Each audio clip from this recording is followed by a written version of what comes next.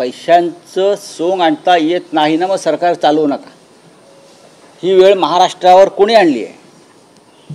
तुम्ही लाडक्या बहिणींचा उल्लेख वारंवार करू नका. लाडक्या बहिणींचे संसार त्यात वाहून गेलेले आहेत.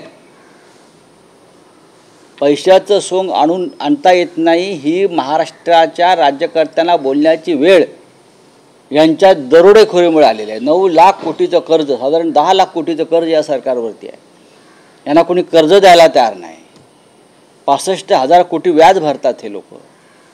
ही मराठवाड्याचा जनतेचं जे संकट आहे त्यातून कसा मार्ग काढणार? तर मतं घेण्यासाठीच दिले ना. लाडका बहिणींचा वापर काय केला? सत्तेमध्ये येण्यासाठी.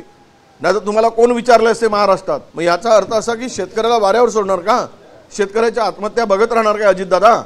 त्यामुळे माझा प्रश्न थेट हाच आहे की तुम्ही घोषणा केली, 1 वर्ष होत आहे आता पुढच्या महिन्यामध्ये, आणि 1 वर्षामध्ये जर सरकार शेतकऱ्यांना घोषणा करूनही जर कर्जमाफी करत नसेल तर तुमची नियत साफ नाही.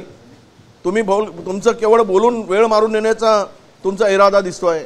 म्हणजे एक तर तुम्ही तुमचा 70,000 कोटी रुपयाचा भ्रष्टाचार लपवण्याकरता तुम्ही स्वतःचा पक्ष, स्वतःचा परिवार बाजूला ठेवून आलेला आहात.